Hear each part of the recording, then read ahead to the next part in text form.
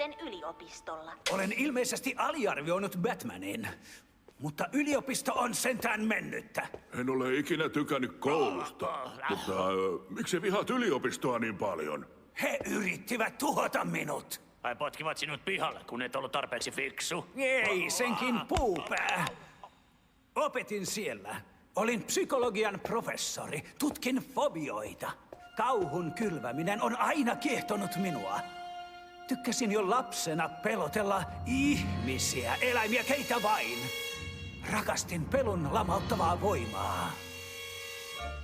Myöhemmin, kun minusta tuli yliopiston johtava alitajunnan asiantuntija, aloin tehdä kokeita, joissa tutkin pelkoa ja sen vaikutuksia. Tohtori Longin mielestä liioittelin. Hän sanoi minua mielipuoleksi.